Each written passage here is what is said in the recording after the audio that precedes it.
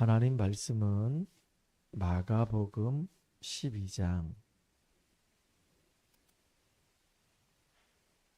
18절에서부터 27절까지 말씀을 같이 우리 합독하겠습니다. 마가복음 12장 18절에서부터 27절까지 말씀을 합독합니다. 부활이 없다 하는 사두개인들이 예수께 와서 물어 이르되 선생님이여 모세가 우리에게 써주기를 어떤 사람의 형이 자식이 없이 아내를 두고 죽으면 그 동생이 그 아내를 취하여 그 형을 위하여 상속자를 세울지니라 하였나이다. 7형제가 있었는데 마디가 아내를 취하였다가 상속자가 없이 죽고 둘째도 그 여자를 취하였다가 상속자 없이 죽고 셋째도 그렇게 하여 일곱이 다 상속자가 없었고 최후의 여자도 죽었나이다. 7사람이 다 그를 아내로 취하였으니 부활 때 곧 그들이 살아날 때 그 중에 누구의 아내가 되리이까? 예수께서 이르시되 너희가 성경도 하나님의 능력도 알지 못함으로 오해함이 아니냐. 사람이 죽은 자 가운데서 살아날 때 애는 장가도 아니 가고 시집도 아니 가고 하늘에 있는 천사들과 같으니라. 죽은 자가 살아난다는 것을 말할진대 너희가 모세의 책 중 가시나무 떨기에 관한 글에 하나님께서 모세에게 이르시되 나는 아브라함의 하나님이요 이삭의 하나님이요 야곱의 하나님이로다 하신 말씀을 읽어보지 못하였느냐. 하나님은 죽은 자의 하나님이 아니요 산 자의 하나님이시라. 너희가 크게 오해하였도다 하시니라. 아멘. 오늘 오후 예배는요 부활 논쟁이라고 하는 제목으로 같이 말씀을 나누도록 하겠습니다. 지금도 이 부활에 대해서 특별히 이제 성도의 이 부활에 대해서 많은 기독교 이 단체들 특히 이제 신학교의 신학자들이 많이 논쟁을 합니다. 성도가 예수를 믿고 죽게 되면 그 영혼이 어떻게 되냐? 당연히 그 영혼은 하늘 보좌에 하나님 계신 곳에 예수님이 하나님 우편에 계시는데 예수님과 함께하죠. 그러면 나중에 예수님이 이 땅에 심판주로 오셨을 때 그때 휴거라고 하는 것은 어떻게 생각하냐? 완전 부활은 또 뭐냐? 이렇게 이제 질문하거든요. 우리 지금 장로교에서 얘기하는 이 부활에 대해서는 성도의 부활에 대해서는 사람이 지금 죽으면 당연히 이 영혼은 하나님 나라를 가고 육신은 땅으로 묻혀 있죠. 그걸 보고 우리가 신학적으로 중간 상태라고 얘기합니다. 그러면 나중에 예수님이 이제 재림의주로 이 땅에 오셔가지고 심판주가 되셨을 때는 어떻게 되느냐? 그때 이제 예수님이 심판자가 되셨을 때는 이제 죽었던 육체가 이제 이런 썩어질 이런 몸이 아니고 이제 영원한 이제 하나님 나라 들어갈 수 있는 몸으로 변화돼서 영혼과 하나 돼가지고 이제 하나님 나라 간단 말이에요. 그걸 보고 우리가 이제 완전 부활 이렇게 얘기하는 겁니다. 그러면 불신자들은 어떻게 되냐? 그 영혼은 지옥에서 지금 고통당합니다. 그래서 예수님이 이제 재림의 주를 땅에 오셔서 심판하실 때는 그 썩어져가는 그 육체가 지옥 갈 몸으로 바뀌어가지고 영혼과 합체돼서 이제 딱 들어가 버린단 말이에요. 우리는 그렇게 이제 성도의 부활에 대해서 이제 이야기한단 말이에요. 부활을 안 믿게 되면은 여러 가지가 참 골치 아프죠.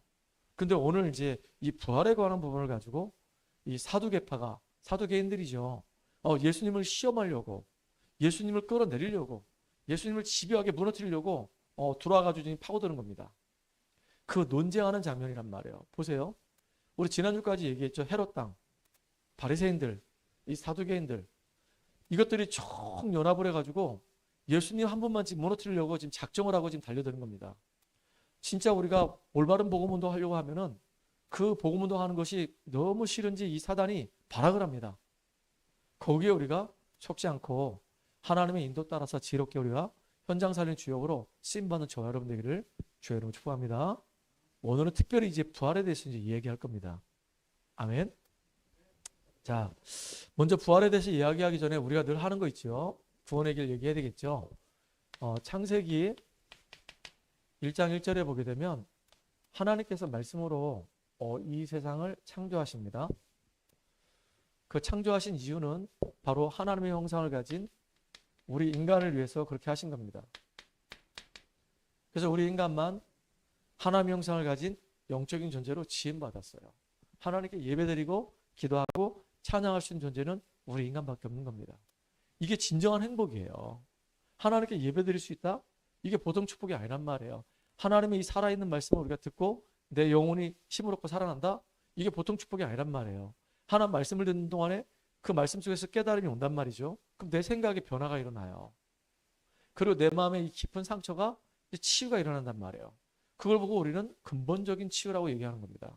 영혼이 치유를 받고 그 다음에 이 마음과 이 생각이 말씀을 통해서 치유받아서 우리가 변화된 증인되어야 되는 겁니다. 그만큼 예배가 중요한 거예요. 우리 인간은 짐승하고 아예 수준 자체가 다르다니까요. 우리 인간은 영적인 존재입니다. 그래서 하나님 말씀을 듣고 당연히 우리 예배를 드려야 되는 거예요. 그런 인간에게 하나님 주신 축복은 말로 표현할 수 없을 만큼 어마어마한 거죠.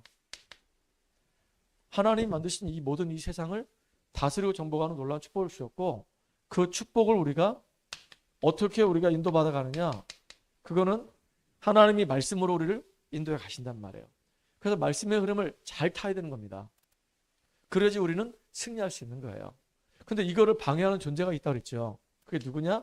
이게 바로 사단입니다. 사단이 눈에 안 보여요. 눈에 보이지 않으니까 사람을 통해서, 환경을 통해서, 사건을 통해서 끊임없이 우리가 무너지길 원한단 말이에요. 하나님과 함께할 때 가장 행복한 우리 존재가 이 사단의 유혹으로 말미암아 하나님 말씀에 불순종하는 죄를 짓게 되고 급기야는 하나님을 떠나서 육체가 되어버렸단 말이에요. 영적인 존재인 우리 인간이 결국은 육신적인 것밖에 모르는 그런 존재로 전락해버린 겁니다. 참 이것만큼 정말로 안타까운 게 없어요. 근데 그걸로 끝나지 않죠. 하나님 떠난 인생은 요한복음 8장 44절에 보니까 이 사단에게 딱 잡혀서 신분 자체가 마귀의 자녀가 되는 겁니다. 그러니까 마귀의 자녀일 뿐만 아니고 마귀가 시키는 대로 마귀의 종로로 타는 거예요. 우상 숭배하기도 하고 제사 지내기도 하고 또 귀신들이 무속인 찾아다니고 점을 치고 굿하고 심지어는 불안하니까 부적도 갖고 다니고 고사도 지내고 이런단 말이죠. 그게 계속 반복이 되면 어떻게 되냐? 어느 날 마음과 생각이 다 빼앗겨서 정신문제 온단 말이에요. 무엇이 지금 옳고 그른지를 분별을 못하는 거예요. 그러니까 뭐가 옳고 그른지 분별을 못하니까 선택을 하더라도 올바른 선택을 할 수가 없어요. 무속인이 이렇게 해 그러면 예 알겠습니다. 따라가는 거예요. 무속인이 저렇게 해 그러면 예 알겠습니다. 그렇게 따라가는 겁니다. 정말로 뭐가 옳은지 그른지를 구분 못해요. 영적인 눈이 열리지 않으면 사단에게 잡혀가지고 그냥 계속 망하는 인생으로 가는 겁니다. 문제는 뭐냐? 망해가고 있는데 망해가고 있는 걸 몰라. 정신적으로 지금 어마어마한 문제가 왔는데 왜 왔는지를 몰라. 어떻게 해결할지도 몰라. 그게 참 안타까운 거 아니겠습니까? 아까도 얘기했죠. 어떤 한 청년이 완전히 게임에 빠져버렸어요. 물론 그 친구가 처음에 게임하게 된 그 이유는 아버지가 돌아가셨기 때문에 그 충격이 너무 커서 진짜 이 마음을 어디에다가 이렇게 달랠 길이 없으니까 게임이라도 하면서 시간 보내려고 하다가 이제 완전히 이제 게임 중독이 돼버린 거예요. 그러니까 상처가 임하게 되면 그 상처 영적 문제 얻어 걸리면요. 뭔가에 막 중독된단 말이에요. 그렇지 않으면 이제 신세 한탄하면서 술 마시다가 알코올 중독이 되고 그렇지 않으면 이제 도박 중독이 되고 뭔가에 이렇게 완전히 마음과 생각이 다 뺏겨가지고 복음이 아닌 다른 것에 이게 다 집착하게 돼 있단 말이에요. 끌려다니는 겁니다. 이 생각도 마찬가지예요. 뭔가 하나에 딱 얻어 걸리게 되면 계속 끌려다녀 이렇게. 그걸 끊어내버려야 되는데 끊어내버릴 힘이 없어. 그리고 계속 시달리는 겁니다. 그게 즐거운 것도 아니고 행복한 것도 아닌데 계속 이 생각이 병들어가지고 계속 끌려다니면서 망해가는 거예요. 누군가가 이렇게 옆에 서가지고 정신 차려고 때리거나 혼내주거나 그러면 이제 아이고 내가 지금 뭐하고 있지? 이럴 텐데 그렇지 않고 혼자만의 세계 속에 있으면 아무도 그 사람 도와줄 수가 없어요. 그래서 내가 아까 그 청년도 도와주고 싶었는데 혼자만의 세계 속에 완전히 방치되어 있기 때문에 엄마도 뭐 더 이상 뭐 신경도 안 쓰는데 내가 어떻게 그걸 신경을 씁니까? 내가 가서 일주일에 한 번 사역하는데 그것도 딱 168시간 중에서 1시간 딱 사역하는데 나머지 167시간은 다 잡혀 있는 겁니다. 그 어머니가 거기에 대해서 안타까움을 가지고 내가 먼저 복음의 일꾼을 세워주고 우리 아이를 놓고 기도하고 내가 정말로 매일매일 목사님이 오셔서 말씀 전해준 거 또다시 읽어주고 찾아주고 같이 그 말씀을 같이 되뇌이고 하면서 복음으로 완전히 각인뿌리 체질되게 해서 이 아이 영적 문제를 치유해줘야 되겠다. 이런 사명자적인 각오가 있지 않으면은 정신 문제인 사람은요 사역이 지속이 안 됩니다. 그러니까 한번 정신 문제 얻어 걸리게 되면 점점 나빠져요 상태가. 예전에는 나 참 좋았는데 지금은 이상하게 됐어요. 아니요. 점점점 나빠지게 돼 있는 거예요. 왜냐하면 누군가가 도와주지 않고 혼자서라도 이렇게 딱 정신 차리고 예배를 드리고, 아, 지금 내가 우선순위 바로 정해놓고 오늘은 내가 정말로 하나님 말씀 앞에 이렇게 서고 이렇게 인도받아야겠다. 뭐 이런 스케줄이 있으면 모르겠는데 그런 스케줄이 없다 그러면 그냥 100%다 당하는 겁니다. 그냥 막 24시간이 어떻게 지나가는지도 모르고 그냥 막 끌려다니면서 그냥 망해가는 거예요. 그러니까 삶이 무너질 수밖에 없는 거예요.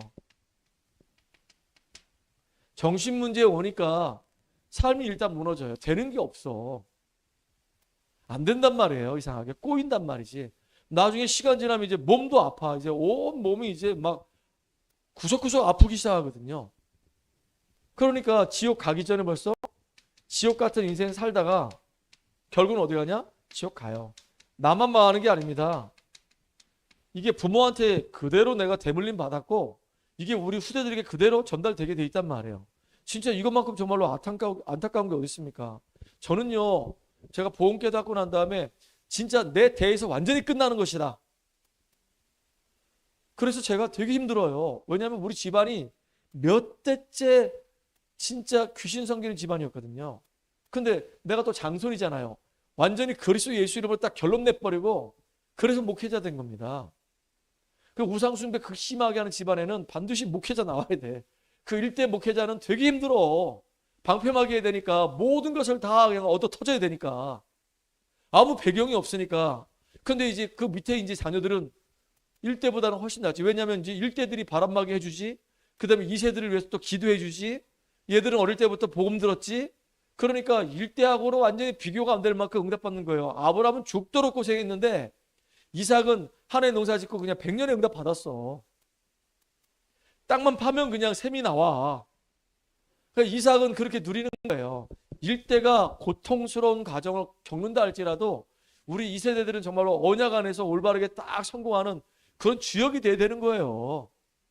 그렇죠. 그래서 우리가 아무리 착하게 산다 하더라도 우리의 의는 더러운 옷과 같다고 그랬고요. 아무리 내가 뭐 종교생활 열심히 해도 우리의 노력으로는 사단을 이길 수가 없습니다. 내가 아무리 세상적인 지식을 많이 알고 깨달음이 있다 할지라도 이 지식 가지고는요, 우리의 영적인 문제 해결할 수가 없고 육신의 한계를 벗어날 수가 없고 하나님 만날 수 있는 길이 없습니다.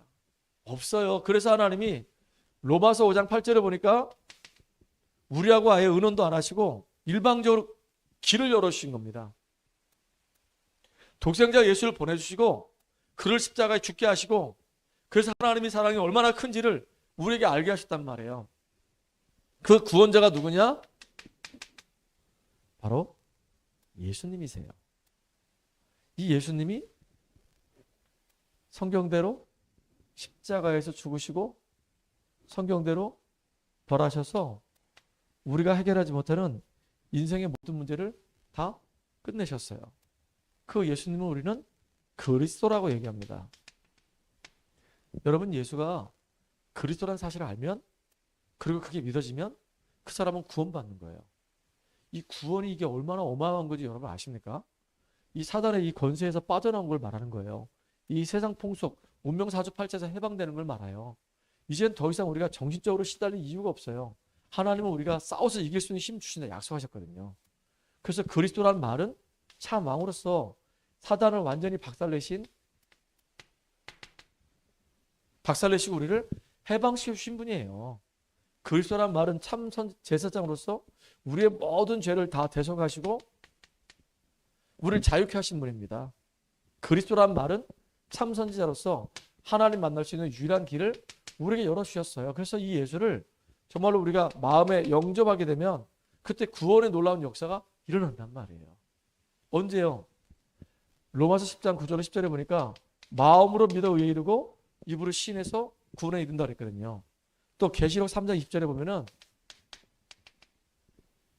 문 밖에 서서 두드리고 있으니까 그 문을 열라 그 얘기입니다. 그럼 내가 그 애로 들어가서 그와 함께 하겠대요. 그래서 우리가 구원은 시점이 지금이에요. 지금 내가 만난 그 대상자가 지금 예수 믿고 영접해서 하나님 자녀가 되도록 구원받았다 하더라도 지금 내가 하나님과 함께하는 비밀을 누리도록 이게 진짜 중요한 거거든요. 그래서 예수 믿고 영접하게 되면 하나님의 성령께서 우리 속에서 우리와 함께 하시고 완전히 신분이 마귀의 자녀에서 하나님 자녀로 바뀌어지는 겁니다. 더군다나 우리가 예배드릴 때마다 하나님의 말씀을 통해서 모든 것 생각나게 하시고 모든 것 깨닫게 하심으로 더 이상 우리가 미래에 대해서 우리가 불안해할 이유도 없고 우리가 마귀의 권세 아래 묶여서 질질질 끌려다닐 이유도 없어요. 이제 성령에 딱 붙들림 받아서 성령이 다스림 받고 인도받으면 되는 거예요. 그리고 우리는 연약하기 때문에 하나님은 우리가 이 땅에서 승리할 수 있도록 성령 충만 주실 걸 약속하셨고 더 중요한 거 이제는 사단하고 싸워서 이길 수 있는 권세도 주셨어요. 예수 이름으로 이제 영적인 싸움에서 승리하라고 하나님이 권세를 주셨다니까. 그 권세 주신 이유는 싸우라고. 용도가 싸우라고. 예수 이름으로 이 더러운 흑암의 세력은 무너질지어다라고 싸우라고 권세를 주신 겁니다. 아멘. 더군다나 하나님은 지금도 주의 말씀을 천사들을 통해서 계속 이루시고 계신단 말이에요. 그래서 시편 103편 20절로 22절에 보면은 주의 말씀을 이루는 너희 천사여, 주의 뜻이 이루어지는 곳에 있는 너희 천군이여, 여호와의 임재가 있는 곳에 있는 너희여라고 얘기했거든요. 그러니까 하나님의 말씀이 이루어지도록 하나님의 뜻이 이루어지도록 그 일에 섬기는 천사가 지금도 우리와 함께 한단 말이죠. 우리는 배경 자체가 이 땅이 아닙니다. 바울은 고백했어요. 나는 그동안 자랑했던 거 다 배설물로 여긴다 그랬어요. 나는 천국의 시민권을 갖고 있다고 얘기했어요. 너무너무 감사하잖아요. 길리기아 다수 출신이죠. 로마 시민권 갖고 있죠. 자랑할 게 한두 가지가 아닙니다. 가말리엘의 문화생이죠. 그 다음에 또 베냐민 지파죠. 8일 만에 할례 있죠. 율법으로 흠이 없죠. 바리새 칭호를 받죠. 구약학자죠. 야, 대단합니다. 대단해.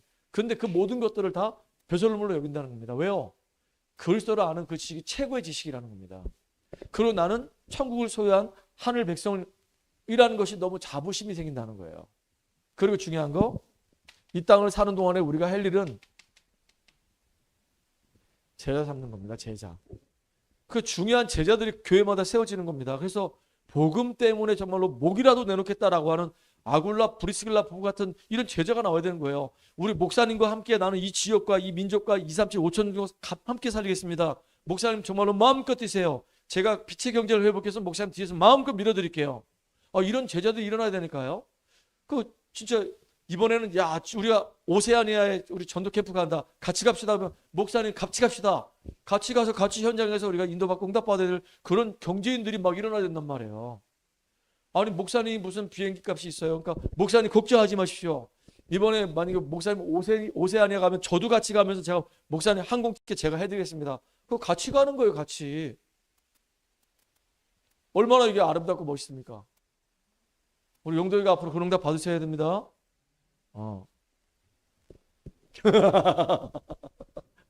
진짜 응답 받아야 돼요. 자, 어떤 랩런트가 질문했어요. 이 친구는 어릴 때부터 교회를 다녔었고요. 신앙생활 참 잘합니다. 남들이 볼 때 뭐 중고등부 시절에 이제 학생회장도 했었으니까 얘는 참 믿음이 좋다.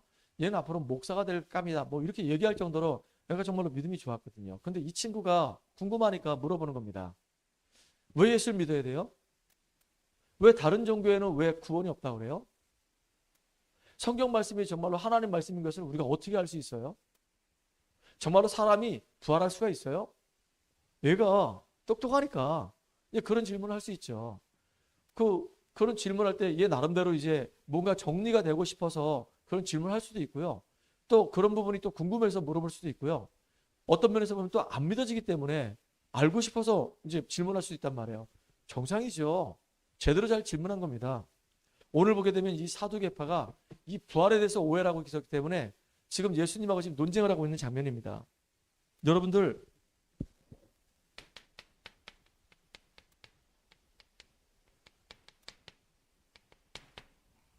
사두개인이 실수하는 장면들이 나오거든요. 그 초대교회 당시에 아주 정말로 그 현장을 정치인들이 종교인들이 장악을 하고 있었는데 종교인들 중에는 바리새인들, 그 다음에 지금 얘기하는 사두개인들, 그 다음에 또 하나 SNF라는 사람이 있었어요. 이렇게 세 종파가 굉장히 막 강력하게 움직였단 말이에요. 바리새인들은 우리가 알다시피 율법을 철저히 지켜야 된다라고 얘기하는 사람들이 바리새인들이고요. 이 사두개인들은 뭘 주장하냐면 덜 없어. 천사도 없어. 영적인 것에 대해서는 다 부정하는 겁니다.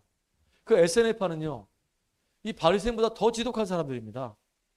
더 지독하게 완전히 그냥 금욕주로 들어가서 거기서 이제 아예 그냥 하나님과 함께하는 뭐 그런 축복을 누려야 된다고 주장하는 사람들이에요.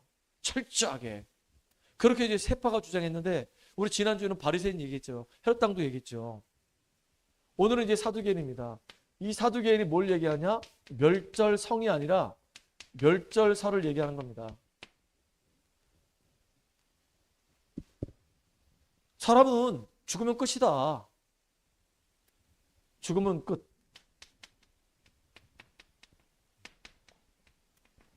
이게 맞습니까? 정말로 죽으면 끝입니까? 우리 인간이 영혼이 있는데 이 사두개인들은 뭘 모르냐? 영혼이 있다는 사실을 안 믿는 거예요.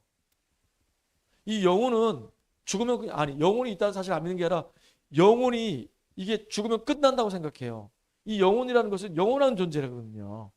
참 진짜 너무 안타까운 거예요. 이런 어리석은 사람들이 너무 많아요. 지금도 그래요. 그냥 내 주먹이라 믿으면 되지. 죽으면 그냥 끝이야. 그냥 이 세계에 있는 동안에 잘 살면 돼. 이런 무식한 사람들이 얼마나 많은지 모릅니다. 그 또 윤회설을 주장하는 사람이 있어요. 여러분 윤회설이 뭔지 알죠? 사람이 죽어서 결국은 살아있는 동안에 공을 닦고 덕을 쌓게 되면 그 다음 생에 또 사람으로 환생한다는 거예요. 만약에 지금 이 생에서 덕을 쌓고 공을 못 세우게 되면 나중에 짐승이 된다는 거야. 개나 돼지가 된다는 겁니다. 이게 말이 되는 겁니까 이게? 근데 이걸 믿어 사람들이. 특히 이 윤회설을 어디서 많이 믿죠? 불교 쪽인데 어디에 나라가? 인도죠, 인도.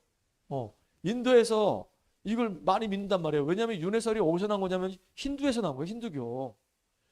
그러니까 이 불교라고 하는 것이 결국은 그 인도를 거쳐가지고 그게 중국으로 넘어오면서 이 한반도까지 온 거잖아요. 그러니까 이 불교의 안에 힌두교 교리도 들어가 있고 무속신앙의 교리 들어가 있고 막 5만 가지가 막 짬뽕돼 있단 말이에요. 지금 한국 종교는. 그리고 또 사람들이 귀신론 얘기한단 말이에요. 사람이 죽으면 귀신이 된대요. 근데 그럴듯해. 무속인들이 이제 이렇게 푸닥거리 할 때 보면은 갑자기 돌아가신 이제 할머니를 빙의해가지고 할머니 목소리 내고 막 알아맞히기도 하고 막 그러거든요. 야 이년아 이러면서 네가 뭐 예전에 뭐 어떻게 했지 막 이러고 막 그러니까 놀래는 거예요. 아무도 모르고 자기만 알고 있는 얘기인데 이 무속인이 막 다 맞히니까 얼마나 놀라겠어요. 그러니까 진짜 우리 시어머니가 살아서 돌아오셨네 이렇게 되는 겁니다. 근데 사실은요 여러분 영적인 눈을 뜨게 되면은 그 시어머니가 살아 계실 때 더러운 귀신이 붙어가지고 그 시어머니를 계속 괴롭히다가 시어머니가 죽어서 결국은 복음 몰랐기 때문에 지옥 간 겁니다. 그러면 그 시어머니를 괴롭히면서 지옥으로 보냈던 그 더러운 귀신이 이제는 후손들에게 계속 그렇게 꿈으로 여러 가지 이 모습으로 막 나타나가지고 후손들을 자꾸 무너지게 만드는 거예요. 그래서 제사 지내게 만드는 겁니다. 사람이 죽어서 절대 귀신 되는 거 아닙니다. 그러니까 자꾸 이거 주장하는 사람들이 제사를 자꾸 강조하잖아요. 그 여러분들 정말로 잘 알아야 돼요. 이게 틀린 이론이란 말이죠.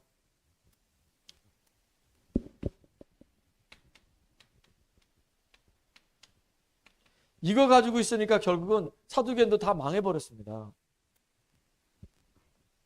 우리는 하나님이 주신 뭐가 있냐면 복음이 있는 거예요. 여러분 종교하고 이 복음의 차이를 알잖아요. 종교는 인간이 답답하니까 똑똑한 사람이 교리를 만들어가지고 종교화 시킨 겁니다. 그리고 자기들이 찾아가서 빌어요. 근데 이 복음은요. 하나님이 우리에게 주신 것입니다. 우리 인간이 만든 게 아니에요. 사람들이 만든 것입니다. 하나님이 우리에게 주신 거하고 인간이 만든 거하고 이게 같습니까? 다르죠. 근데 많은 사람들이 다 종교하고 이 복음하고 구분 못하니까 모든 종교는 다 똑같다고 얘기합니다.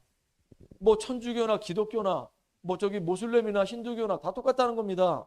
근데 만약에 우리 기독교도 복음 얘기하지 않는다고 한다면 종교하고 다를 게 없어요. 똑같아요. 그냥 교회 왔다 갔다 하면서 이렇게 복 빌고 말씀 듣는 척 하면서 하나도 안 듣고 그게 무슨 종교 생활입니까? 그게 무슨 신앙 생활입니까? 종교 생활이지. 그럼 결국은 일반 종교인들하고 똑같이 망한단 말이에요. 우리는 진짜 완벽한 복음을 갖고 있기 때문에 망하지 않는 저와 여러분 되기를 바랍니다. 여러분, 영적 문제라고 하는 것은요, 정말로 그 어떤 것으로 해결이 안 돼요. 종교 가지고는 해결이 안 돼요. 왜? 종교 자체가 사단을 섬기는 거니까. 사단에게 잡혀 있는데 사단을 섬기게 되면 그 문제 해결됩니까? 안 되죠. 영적 문제는 오직 복음이 아니고는 해결할 수가 없는 거예요. 정말로 창세 3장 문제 해결할 수 있는 유일한 길은 그리스도밖에 없는 겁니다. 그런데다가 중요한 게 하나님이 우리에게 너무너무 감사한 게 다른 거 요구하지 않았어요. 하나님이 이처럼 하나님이 세상을 사랑하사 독생자를 주셨으니 하나님이 우리 렘넌트를 하나님 우리 성도님들을 하나님 우리 현장에 있는 사람들을 사랑하사 독생자 예수를 주셨으니 이는 저를 믿는 자마다 믿기만 하면 되는 거거든요. 멸망치 않고 영생을 얻게 하셨습니다. 그래서 하나님은 우리가 믿고 영생 얻기를 원하는 겁니다.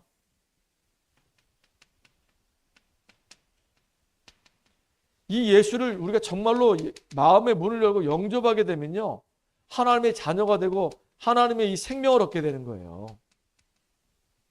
이게 보통 축복이 아니잖아요. 생명을 얻는다는 말은 무슨 말이냐면 하나님의 영 성령께서 우리 속에서 우리와 영원히 함께 하시고 그분이 모든 것 깨닫게 하시고 인도하시는 겁니다. 그래서 우리는 하나님의 영 성령이 함께 하시는 성전이 된 거예요. 이거는 진짜 영원한 축복이 되는 겁니다. 영원한 축복. 어마어마한 축복이 되는 거죠. 그래서 저와 여러분에게 꼭 기억할 게 아까도 얘기했지만은 우리 신자가 죽으면 육신은 어디로 가죠? 흙으로 가요. 우리 영은요, 당연히 하나님 계신 천국으로 가죠. 그러면 예수님이 이 땅에 재림이주로 오셨을 때, 심판해 주러 오셨을 때, 심판하실 때는 어떻게 하냐? 그냥 이렇게 지금 현재 죽어 있는 상태에 영혼은 영원한 거니까 천국에 있단 말이에요. 지금 거기 영원한 축복을 누리고 있단 말이죠. 예수님이 재림에 오실 때 이제 육이 진짜 이 영과 합체가 돼가지고 완전한 이제 천국에 들어가서 생활할 수 있는 그 상황이 되는 겁니다. 여기 지금 사두개인들이 중요한 거 얘기했죠. 아니, 7형제가 있는데 그 중에 큰 형이 부인하고 결혼해서 아이를 낳지 못하고 죽었습니다. 그럼 이제 유대법에 의하면은 그 동생이 그 형수하고 결혼해가지고 형의 아이를 낳아줘야 되는 거예요. 그게 씨를 중요하게 여기기 때문에 그렇게 하라는 얘기입니다. 근데 둘째도 들어갔는데 얘도 죽어서 후사를 만들지 못했어. 셋째가 들어갔습니다. 얘도 일찍 죽어서 후사를 못 만들었어. 이런 식으로 7째까지 다 들어간 겁니다. 이렇게. 근데 7째까지 다 들어갔는데 다 죽어버렸어. 심지어는 이 여자마저도 이제 죽었어. 그럼 만약에 이 사람들이 부활했다. 그러면 이 여자의 남편은 누굽니까? 이거 물어본 거예요. 굉장히 육신적으로 질문하는 거죠. 그러니까 예수님이 뭐라 얘기하셨냐? 야, 너희들은 성경도 안 읽어봤냐? 하나님의 능력을 모르냐? 라고 얘기하시면서 천국은 너희들이 얘기하는 그런 게 아니다. 천국에 이제 일단 들어갔다. 그럼 거긴 결혼이 없어. 천국에 갔는데 무슨 그때 거기 가서 남자 여자 만나가지고 결혼합니까? 천국에서는요, 이제 자녀들 이제 출산 안 해. 끝이야. 그럼 천국 가면은 이 남편들도 이 여자도 전부 다 이제 하나님과 함께하는 그냥 복을 누리는 겁니다. 근데 이게요, 이 인간 세상에서 우리가 누렸던 그 어떤 거하고도 비교할 수 없는 어마어마한 축복이란 말이에요. 그러니까 전부 다 육신적인 잣대를 가지고 이 사람들이 평가를 하면서 어떻게 이게 말이 되냐? 이 여자가 그럼 자기 남편을 누구로 선택할 수 있냐? 이게 되냐 이게? 그러면서 이제 예수님 막 비방하는 겁니다. 그러니까 예수님이 모세 오경을 가지고 모세를 빗대서 얘기하니까 모세 오경 속에서 이 모세가 시내산에서 하나님 만날 때 하나님 뭐라 말씀하셨냐? 아브라함의 하나님, 이삭의 하나님, 야곱의 하나님이라고 얘기하지 않았냐? 그러면 아브라함은 모세가 살았던 시대보다 몇 년 전의 사람이냐? 모세가 지금으로부터 약 한 1400년 전 사람이라면 아브라함은 모세보다 한참 전 사람 아닙니까? 그렇잖아요. 안 그래요? 한 1000년 차이 나나? 뭐 아무튼 그러면요. 하나님이 아브라함의 하나님, 이삭의 하나님, 야곱의 하나님, 이 말은 뭐냐면 지금도 아브라함이 나와 함께하고 있고 지금도 이삭이 나와 함께하고 있고 지금도 이 야곱이 나와 함께하고 있다. 그 얘기는 뭐냐? 아브라함이 살아있다는 얘기예요. 이삭이 살아있다는 얘기예요. 야곱이 지금 살아있어가지고 하나님과 함께하고 있다는 얘기예요. 이게 보통 축복이 아니잖아요. 그러니까 하나님은 산자의 하나님이에요. 죽은 자의 하나님이 아니고 하나님은 산자의 하나님이 되신 겁니다. 아브라함의 하나님이 되시고 이삭과 야곱의 하나님이 되시는 겁니다. 아브라함도 이삭도 야곱도 지금도 구원받아서 하나님 보좌에 지금 하나님과 함께하고 있단 말이에요. 자, 그러니까 중요한 겁니다. 여러분, 부활의 신앙이 분명히 필요한 겁니다. 이게 없다고 한다면 우리의 신앙은 헛것이 되는 거예요. 내가 이 땅에 사는 동안에 하나님이 나를 재창조하셔서 죽었던 내 영혼이 예수 그리스도의 이름 때문에 새 생명을 얻었고 이제 살아있는 동안에 주님이 나와 함께 하시다가 내가 죽는다. 영과 육이 분리되는 걸 말하는 거잖아요. 육은 이제 흙으로 돌아가고 영은 이제 영원히 하나님 나라에 들어가는 겁니다. 그리고 나중에 재림의 주로 예수님이 오셔서 심판하실 때 그때는 이제 예수님이 변화산에서 싹 변화되셔가지고 제자들에게 딱 이렇게 보여주셨던 것처럼 이제 우리가 영원한 천국에 들어가 살 수 있는 이런 육신의 몸으로 천국 들어가는 거 아닙니다. 이 죄투성인 이 몸으로 들어가는 게 아니에요. 그러니까 천국에 영원히 들어갈 수 있는 우리 몸하고 우리 영이 이제 하나 돼서 이제 들어간단 말이에요. 이렇게 언제 예수님이 심판지로 오셨을 때 이게 진짜 부활의 진정한 의미란 말이에요. 그러니까 우리가 죽음에 대해서 두려워할 이유가 있다 없다? 없어요. 왜? 죽을 때 하나님 보좌의 문이 열리고 하나님 나라 가니까 영원한 축복으로 가니까. 불신자들은요.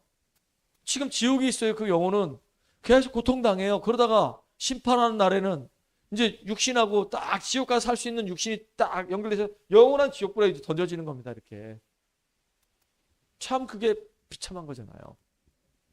그래서 우리는 분명한 발판이 있어야 돼요. 첫 번째 우리는 모든 것의 주권자는 하나님이시다. 크게 하고 강하게 하고 낮게 하고 높게 하고 모든 것이 다 하나님 것이다. 오늘 우리 용도이가 기도했는데 모든 주권은 다 하나님께 있습니다. 쉽게 말하면 하나님 마음이에요. 이 땅을 움직이는 것은 예수 그리스도 중심으로 움직이십니다. 그리고 예수 믿는 우리 속에 주님이 성령으로 함께 하셔요. 그리고 하나님은 우리에게 이 땅에서 승리할 수 있도록 성경 말씀을 주셨습니다. 성경은요. 하나님의 놀라운 계획이 이 안에 다 담겨져 있어요. 구원의 길도 이 안에 있고 성령 충만과 세계복음화의 비밀도 이 안에 다 있습니다. 그리고 우리 성도 한 사람이 너무 귀한 거예요. 성도 한 사람의 이 가치가 말로 표현할 수 없단 말이에요. 그 사람이 있는 그 현장은 바로 선교지가 되는 거예요. 그리고 생사화복을 주관하셔요. 우리 인간은 어느 날 죽어요. 그리고 내세는 반드시 있어요. 그렇기 때문에 우리가 한 번 사는 인생이기 때문에 가장 가치 있는 전도자의 삶을 살자.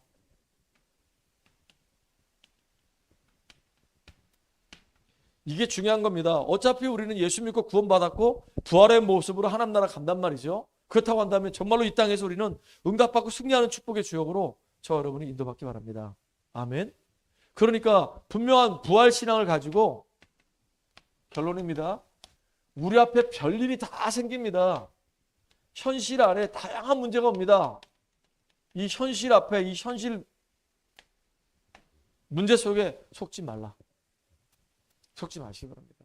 여러분은 하나님 자녀예요. 하나님이 함께하는 자예요. 여러분 기도할 수 있어요. 기도하면 응답돼요. 하나님 여러분을 인도하신단 말이에요. 아무것도 문제될 거 없어요. 그리고 우리는 영원한 걸 바라보고 오늘을 살아가는 겁니다. 영원한 축복을 바라보고 영원한 미래를 바라보고 지금 오늘 지금 우리가 하루하루 삶을 살아가는 거예요. 그러니까 우리가 가치 있는 삶을 사는 거란 말이에요. 얼마나 이게 의미가 있고 가치가 있습니까? 어차피 이 땅에서 내가 하나님과 함께하는 비밀을 누리면서 우리 교회가 정말로 제대로 부흥할 수 있도록 기도하면서 인도받는 거란 말이에요. 그래서 여러분 제가 이제 2025년도에는 계속 얘기할 겁니다. 3가지 얘기할 거예요. 그 첫 번째가 뭐냐? 절대 망대가 되라. 여러분이 무너지지 않는 절대망대로 세워지는 겁니다. 견고한 복음의 사람으로 세워지는 거예요. 그리고 여러분 진짜 하는 그 업에 전문성을 가지세요. 저도 마찬가지입니다. 왜냐? 빛의 경제 회복해야 되니까. 이거 가지고 뭐 할 거냐? 진짜 이거 갖고 할 일이 너무 많습니다. 우리는 정말로 현장에 시스템을 세워서 전도 선교하고 후대 살리는 일에 우리가 쓰임 받아야 되는 겁니다. 최고로 축복 누리는 우리가 되기를 주의 이름으로 축복합니다. 여러분들은 너무너무 소중한 사람들이에요. 하나님 감사합니다. 특별히 이 사두개인들이 예수님을 향해서 아주 예수님을 작정을 하고 무너뜨리려고 이제 부활을 가지고 건드렸는데 주님께서 분명히 부활에 대해서 말씀하시고 우리는 죽은 자의 하나님을 섬기는 것이 아니고 지금도 살아서 하나님과 함께 하시는 살아있는 하나님을 또 산자의 하나님을 섬기고 있음을 믿음으로 고백합니다. 이 땅에서 우리가 분명한 구원의 확신과 이제 10가지 발판이 내 안에 뿌리가 내려져서 날마다 주님과 동행하는 삶을 살게 하시고 부활의 참된 신앙을 가지고 현장에서 하나님 나라 이루는 주역으로 인도받게 하여 주시옵소서. 예수님의 이름으로 감사합니다. 아멘.